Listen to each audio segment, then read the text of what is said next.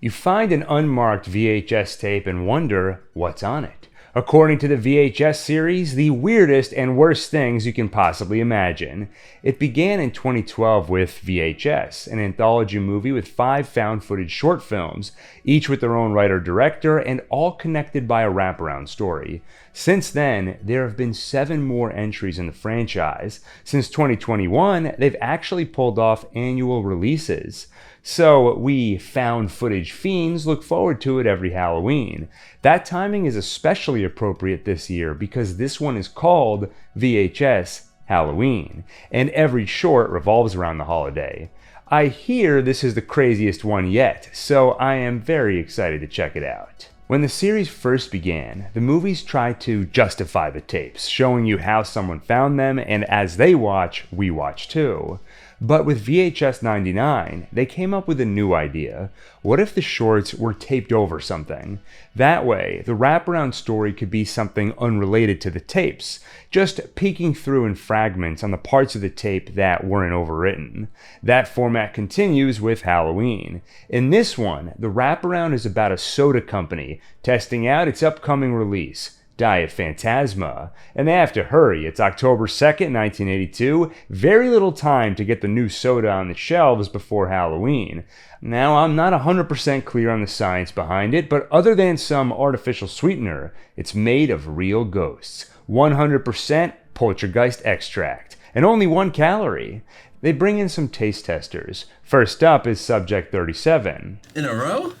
Sorry, I love Clerks, and that number will forever in my mind be followed by, in a row? Thank you, Kevin Smith. He takes a sip, the lights in the room flicker, he convulses, demonic voices garble on the sound equipment, blood pours out of his eyes, tentacles reach out of the can to grab his face, and force feed the rest of it to him. I guess they used too high a dose this time? This is a setup that feels very 80s in its commitment to an absurd horror bit, made all the funnier because it's played with a straight face. The COO, Dr. Rothschild, is intent on seeing this product succeed, and taste testers are excited to try it. I love the idea that regular Phantasma already exists. It's out there as a product, so people are drinking ghosts, and their only complaint is that it's a little high in calories. Before the first short starts, we catch a glimpse of them dragging 37's body out of the room and cleaning up. So that's what the guy in Alien Earth was doing. Short number 1, Coochie Coochie Coo. We meet Lacey and Kaylee, high school seniors, too old to be trick-or-treating. But after some tobacco of the wacky variety, suddenly it's a great idea. Except a few kids interrupt them with a warning. We wanna get you. Are you fucking serious?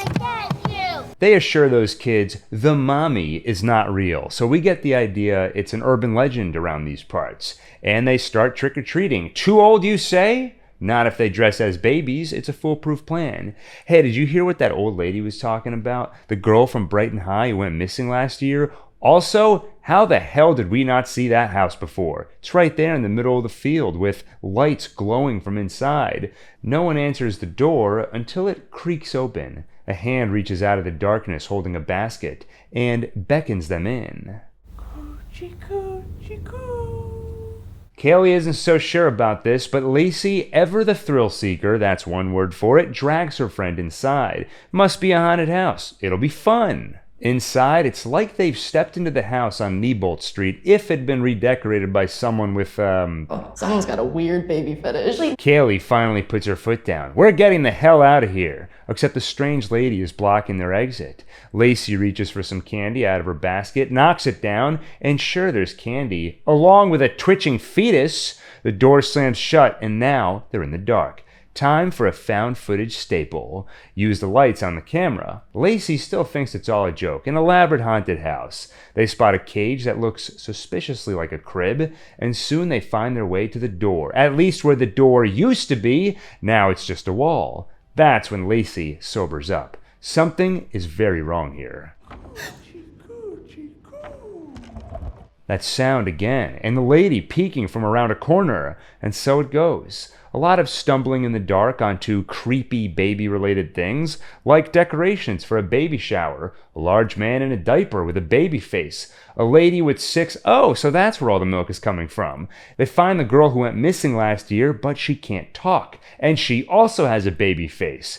In the end, yes, we learn that the mommy is kidnapping people and turning them into overgrown babies. Lacey gets a baby face in the end and sits with the others while mommy sings them a lullaby. Kaylee joins them, so it's clear she'll soon be a baby too. I thought this one started okay. It isn't just a weird house, but one that seemingly appeared out of nowhere, like it creeped out from another realm. That's an interesting twist, and when the doors disappear, there's such a feeling of dread because you get the sense they aren't just locked in the house. Now they're in that realm, wherever the house came from. It gives Skinamarink vibes. It's a horror trope to take childish things and make them creepy. It wasn't the first time, but my personal earliest memory of it is probably Evil Dead 2. Diamond ring turns brass. Mama's gonna buy you a looking glass. A lullaby you do hear a bunch of times in this short, but in terms of mining childish, sing-songy things for their creepiness, Coochie Coochie Coo is not one I've seen before, and it's a clever pick, because out of context, it's such a weird phrase, and in context, it often implies someone is about to tickle you, which is uncomfortable when it comes from a monster, or whatever the mommy is. The photo on the mantle of an unhappy pregnant woman, and writing on the wall, "He made me mommy," along with a photo of that woman hanging herself, offer clues to a tragic backstory that's left this woman now reaching from beyond the grave, obsessed with being a mommy. Overall, though it was off to a creepy start, it's not my favorite segment. Once the door disappears, it kind of feels obvious there's no escaping this, so there's no tension, just curiosity waiting to see how Lacey and Kaylee will meet their fate. In terms of visceral scares, the baby faces are too goofy to creep me out, especially on the guy, and I assume it's meant to be that blend of humor and horror, but it didn't strike the balance for me, and also wasn't that funny. Then with all the scares falling flat, it feels like instead, it just tried to gross me out. Like at one point, they find a woman vomiting constantly into a tube, you hear all the sounds, you got fetuses and candy bowls, and there's milk everywhere. I feel like I can taste it. I gotta wash this taste out of my mouth. I need some phantasma. Speaking of which, time for another test. This time, before 38 can even take a sip, the can bursts open and sprays him in the face. I told you to dial down the fucking formula. I love the dead serious tone. I told you not to put so many ghosts in it. Anyway, what is 38 screaming about? It's just soda. Oh, it's melting his face. He reaches out to 39 for help. She grabs his hands and all the skin comes off them. I believe you call that degloving. As for 39, the can tab flies off her can, shoots through her mouth and out the back of her head. Actually, it reminds me of a funny story. My brother used to break the tab off soda cans and drop them into the can for some reason before drinking.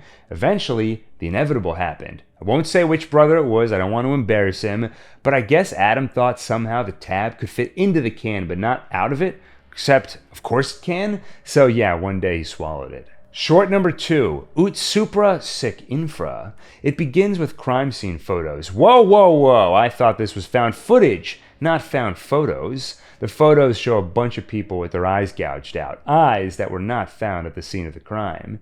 At the crime scene, there's also a black phone. Hey, crossover! We cut to interrogation footage. A young man, Enrique, has confessed to the crime, but forensic evidence says he's not telling the truth. There's no way he killed all his friends on his own.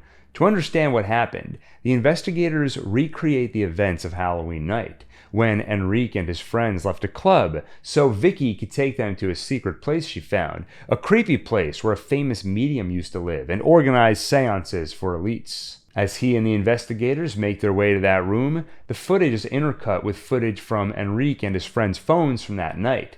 They went into the room, and in the middle of it, a phone that wasn't there last time. Something is written on the wall. Enrique reads it out loud. Ut supra sic infra. Latin for as above, so below.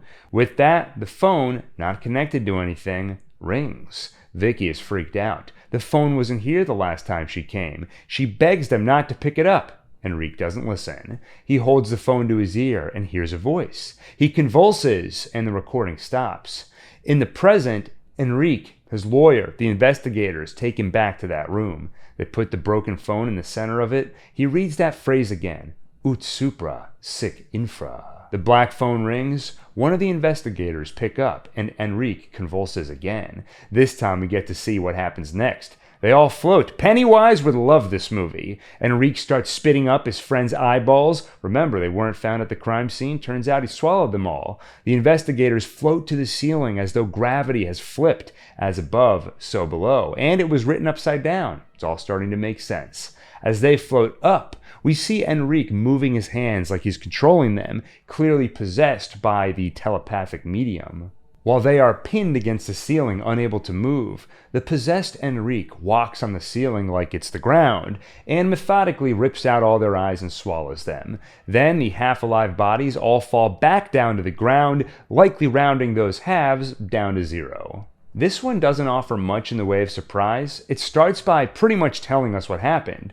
Enrique gouged all his friends' eyes out, and given his shaken demeanor, we can assume it was something along the lines of possession, though the actor, whose name I will struggle to pronounce, Teo Planel, does a great job. He looks truly shaken and traumatized. When we find out the investigators are recreating the scene, we know what's going to happen. He's going to gouge their eyes out. With no surprises, there's little tension, especially given the investigators don't get the usual found footage character development, where they joke around like Lacey and Kaylee, and we get to know them first. His friends do, but their fates are sealed from the beginning. We start with them dead. The real star of this show is the effects. The floating, yes, is well done and impressive, especially when viewed in the found footage aesthetic, but more than that, the eye gouging. Oh God, the eye gouging. I've never seen it done so prominently on screen in such focus with no cutaways. You see it all right there, and it's horrible.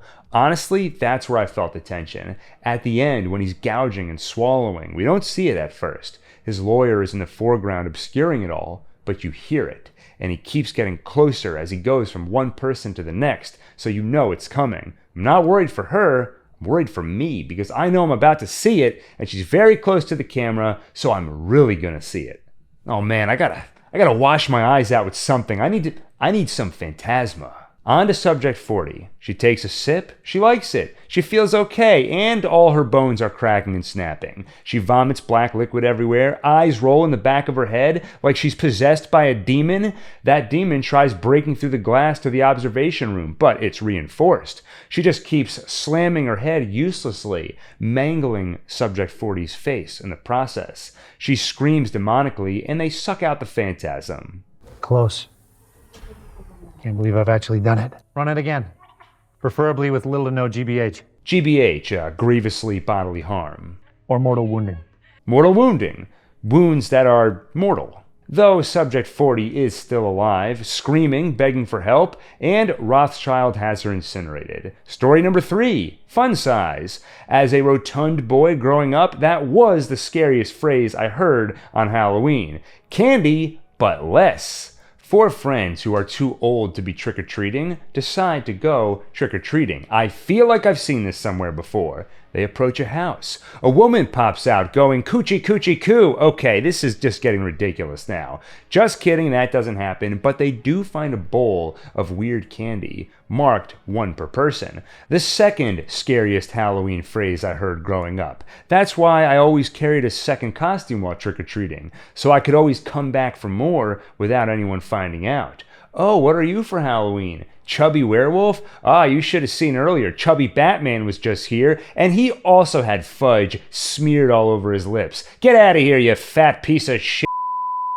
Halloween was a traumatic time for me. How does this story justify the found footage aesthetic? I kind of love this. 2 of them chose characters in a found footage horror movie as their costumes, so they're covered in GoPros.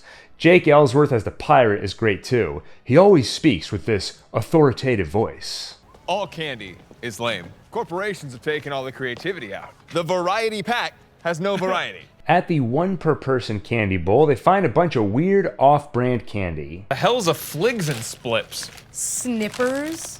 My personal favorite. And? This short was written and directed by Casper Kelly, who wrote for Cat Dog, Harvey Birdman, and Aqua Teen Hunger Force. He co-created the Adult Swim show Your Pretty Face is Going to Hell, a workplace comedy about a demon in hell. And he co-created the Too Many Cooks short. So this short is right in his wheelhouse. The pirate opens one of the wrappers and finds an incredibly realistic chocolate. It looks like a dong. Oh my god. Okay, I mean, all candy bars kind of look like dogs. No, this has the tip.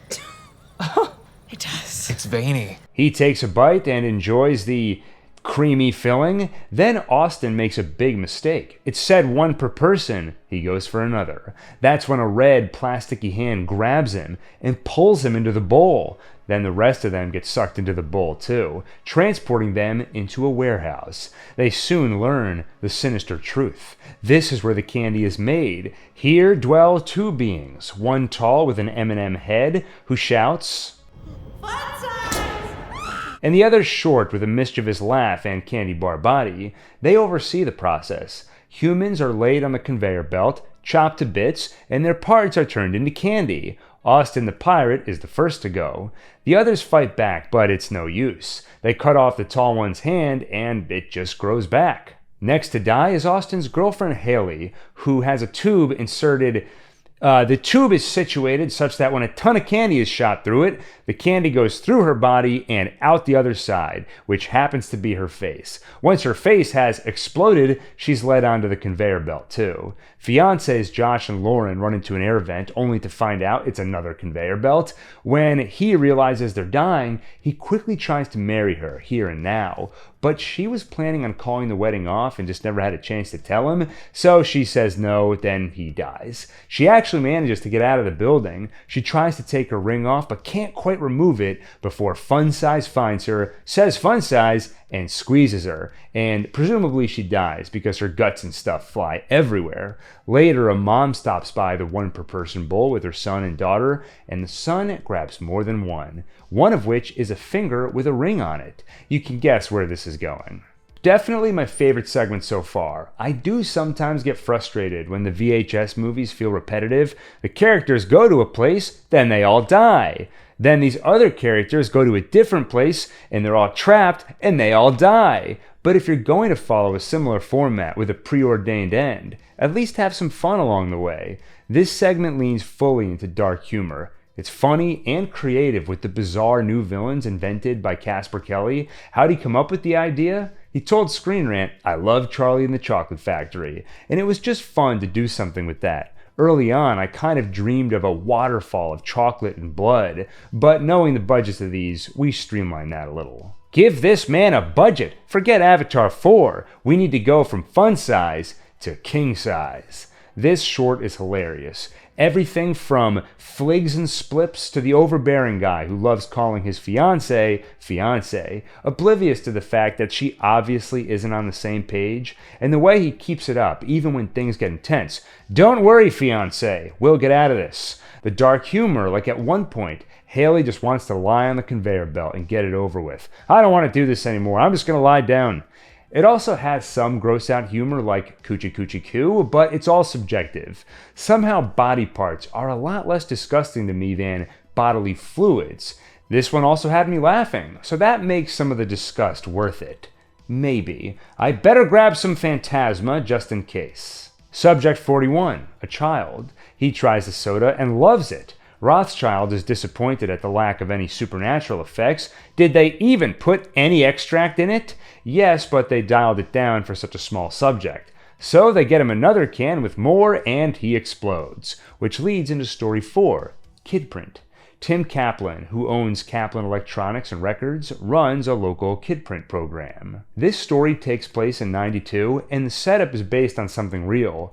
In the early 90s, in reaction to the missing children panic of the 70s and 80s, there were Kidprint programs where parents would videotape their kids answering questions to get a record of what they look like and their mannerisms. So if the kid went missing, They'd have something to share with investigators and TV news to help people find the child. Here's an article from 1990 about Blockbuster running a kid print program nationwide. It was just like VHS shows. They'd ask the child questions like their favorite TV show and favorite foods. It's one of those things that leans into the gray area. Are you doing something good for the community, or are you capitalizing on fear and hysteria? And this short definitely leans into the satire potential of that question. It also takes a darkly comedic approach like the other shorts, setting up a scenario where in this town, so many kids are going missing. It's essentially a guarantee that if you let your kid go out on Halloween, they're not coming back. Every time they turn the radio on, this kid's body was found, that kid's body was found, yet parents are still letting them go out. As long as they have the kid print, then it's okay. One example of the dark humor, one mom and her kid are waiting for Tim to duplicate their tape. So while they wait, he's like, why don't you watch some of these videos back here in the meantime? Those are videos of all the missing kids who were murdered. They all represent a little part of what he does here for the community. Tim is letting his kids go out on Halloween, but just to the town square, where cops are handing out one piece of candy each. That'll have to do for trick-or-treating this year. Anything else would be unsafe. His wife isn't so sure about going, and she isn't so sure about the camera he's waving around. But Tim figures the camera only makes them safer. Who's going to try something if they're being filmed? Also, if I happen to get the bad guy on camera, guess what? I'll be the local hero. More so than I already am. A lot of the humor comes from this, how gleeful Tim Kaplan is. Everyone is morose and upset for obvious reasons, yet with the rash of kidnappings, kind of makes him the town hero, and he isn't shy about how exciting that is for him. He sees how sad everyone is and is just like, what's going on everyone, relax. Oh, so scary, cops handing out candy. Come on, it's Halloween, lighten up. At the town-sponsored trick-or-treating, a cop waves him over. Olivia Hamill is missing as of an hour ago. They could really use his help, if he wouldn't mind running back to his store and grabbing her tape. Oh man, would he ever? This is his moment, the moment he's been waiting for. The town needs him, and by God, he's not going to let them down. Back at the store, he hears the sound of children screaming. I love his reaction. What the hell is this idiot watching back here? It's just... is idiot the right word here? There's obviously something sadistic going on, and he's like, what's this idiot doing? It reminds me of one of my favorite moments from Kevin Smith's podcast, Smodcast. He's talking about Hitler, and he's trying to find the right word. He's like, Hitler was what an idiot. The mundane word, in contrast to that extreme level of evil. Speaking of evil, it turns out Tim's employee Bruce is behind the rash of kidnappings. He's bringing the kids here, parodying Tim's kid print videos, filming himself torturing the kids while asking questions, ripping their skin off and wearing it, pretending to be a kid himself. Now he kidnaps Tim, but two of the other kidnappees mistake Tim for an accomplice and brutally kill him in hopes of escaping. But Bruce kills those kids too. In the aftermath, Tim is misidentified as the killer and dubbed the Butcher of Ardmore. In a local news interview, Bruce Dittman promises to do the right thing.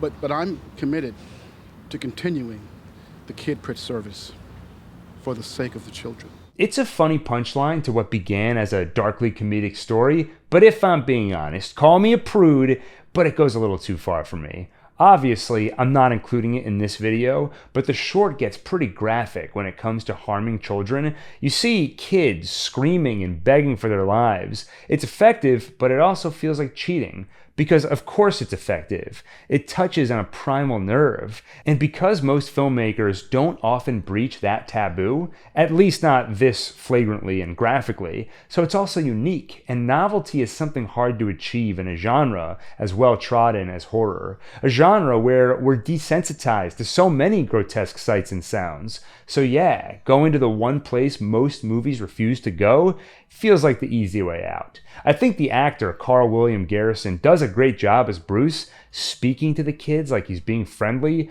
while torturing them, but yeah, I would have preferred if more were left implied to the imagination. Having said that, I was curious and haven't found one solitary soul online who agrees with me, other than throwaway lines and reviews like, it may go too far for some, I guess I'm some. And yes, I will wear that as a badge of moral authority. Does that make me a hero, even more so than I already was? Yes.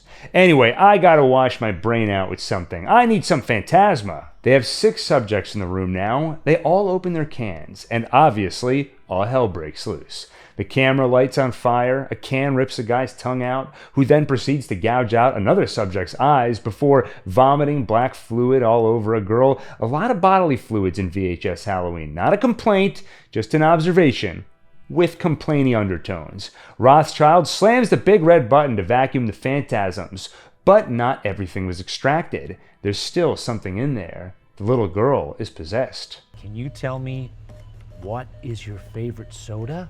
Diet Phantasma. Who is that now? They start banging on the window. They're going to get in, and the COO orders them to pack and ship the product.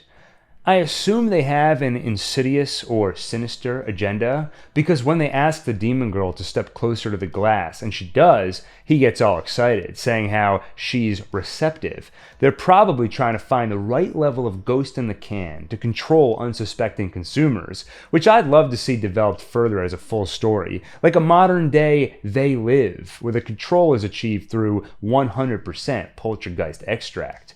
On to the final story, Home Haunt. Keith and his son Zach love building the haunted house in their yard for the neighborhood every Halloween. Though there's a great swerve where it turns out an older Keith and Zach are watching the footage, and it turns out Zach is not enjoying the trip down memory lane. I hate this tradition, Dad. He doesn't want to do it anymore, but his mom blackmails him into helping out again this year, for Dad. They head to some kind of antique store to look for Halloween props, and Keith steals something from the roped-off back room, a record. Halloween Horror, Cursed Sounds in Stereo. Soon it's time. They debut Dr. Mortis's House of Horrors. And there, they'll debut the record. Listeners beware. He who invokes the song of Sam Hain on All Hallows Eve lets loose the riders of hell with a symphony of the damned! Sam Hain, the same mispronunciation that's featured in several of the Halloween movies. Sam Hain. It means the Lord of the Dead. The true pronunciation is closer to Samhain, the ancient Celtic festival that helped inspire Halloween. Come opening night, the neighbors line up, including Rich, who clearly hates Keith, and is just there to tell him how awful a job he's doing with the whole thing. This shit always looks fake. If it looks like shit, then why are we doing it? Because I want to tell him that it looks like shit. Language. And he is an authority on the topic, because that is Rick Baker, the makeup artist with 7 Academy Awards to his name, plus an additional 4 nominations. He was actually the first person to ever win in the category when it was introduced in '81, and he took the prize for An American Werewolf in London. He also won for Ed Wood, one of my favorite movies of all time, Men in Black, and How the Grinch Stole Christmas. He worked on the original Star Wars. If you're a fan of movies at all, you've definitely seen his work. Actually, he inspired this short. It was directed by Micheline Pitt Norman and R.H. Norman, who are friends of his. Coming up with ideas for their VHS segment, they were inspired by the sort of home haunts Rick's family and other Burbank families put on. When they told him he inspired the idea, he was like, "You gotta put me in it, so I can tell you that it looks like shit." Okay, I added that last part. Inside Keith's, Dr. Mortis's haunted house, he plays the record, their Symphony of the Damned. Do you hear it? Objects fly around the room. The record lights on fire. Keith is dumbfounded. What's going on? Well, might as well start the ride. He heads inside with the others, and the door locks behind him. Rich is the first to die, when a classic ghost made of a sheet with eye holes poked in it grabs him and explodes his head, shooting a bunch of blood out of those eye holes and the mouth hole. People run, people die. Keith leads a few survivors into the crypt. More people die, ripped apart by the undead. Working together, they push through a heavy door to the next room. I love when Keith tells his son to put the camera down, but Zach is like, "I have to record this, because if we survive, everyone is going to blame you. I need to document that you aren't the one who killed everyone." Every found footage movie has to justify why the character is still filming. I think this is the first time I've heard that one. We need this for plausible deniability. In the torture chamber, more people die. One woman gets her head split open by an axe, but they fight back. Keith's wife, Nancy, kills the torturer with his own axe. Keith is sorry he got his son into this, but promises he will get him out. A little girl, for some reason, wanders off on her own into the witch's house, the last room. They gotta go there if they want to get out. Inside, a classic green witch, like you'd see in a cartoon. Unlike a cartoon, she does the thing those witches always promise. Things like melting the girl in her cauldron, but it's all very over the top and cartoonish, so it doesn't hit me the same way as Kid Print. The witch attacks Zach until Nancy shoves that witch's face into her own cauldron. With the final room cleared, they run outside, and the witch follows them, grabbing the camera and giving us a first-person POV as she goes on a killing spree, ripping off trick-or-treaters' heads, eviscerating them, and just having a grand old time. She drops the camera, giving us one last glimpse at the haunted house. The giant cardboard demon head that forms the entrance is now joined by live demon hands that grab onto the walls, as though ready to climb out and join the witch. Credits. Post-credits, a commercial for Diet Phantasma. It seems they made it to shelves in time for Halloween after all. It's scary how good it tastes. Diet Phantasma, available now from the Octagon Company. Home Haunt wins as my favorite story from this edition of VHS, with Fun Size as a close second. This entry in the franchise excited me when I found out what it was called, because I love whenever horror leans into Halloween imagery, and I love the idea of a Halloween anthology celebrating the holiday with spooky tales that all take place that night. That's why the movie Trick or Treat is such a staple for me, and that's one area where VHS disappointed me. It's called Halloween, and of course every story involves the holiday, but it's often lacking in the classic Halloween aesthetic. Like in Fun Size, you have the costumes and the candy, but then they're in a mostly empty warehouse. I know that's partly driven by budgetary constraints, but it still disappoints. Home Haunt, however, is full of Halloween goodness. It's literally all their Halloween decorations come to life. It gets dark, but still fun. Like if you took a Goosebumps story and made it R-rated, or actually probably more than R, NC-17. And it's literally the only one of the stories that actually allows the protagonist to fight back. Without that, I sometimes sit there and wonder, what's the point of watching this? I know they're all going to die, so I'm just watching to see how they die and how horribly. It becomes less of a story and more a delivery mechanism for creative gore and other horror shenanigans, which can work, like it did in Fun Size. But for me personally, the stories work best when they can do both. Have that fun, but also tell a little bit of a story where you aren't sure how it'll end up. In terms of the Phantasma wraparound story, it was a bit of fun, but it kind of felt like the same joke over and over. Open the can? Oh my god, something crazy. Okay, you open the can. Oh my god, something crazy. And not even necessarily crazier than the last thing, just more. And it didn't really have a punchline. They're trying to bring a drink to market, and you'll never guess what. They brought the drink to market, and it summons demons, which we pretty much knew from the beginning, but as a tone setter, as something to fit the horror comedy tone that the stories are going for, it works. Anyway, what's left to say now but happy Halloween. And now I'm going to go grab some more Phantasma. It is delicious. Month of Terror continues tomorrow with Monday the 13th. Friday the 13th.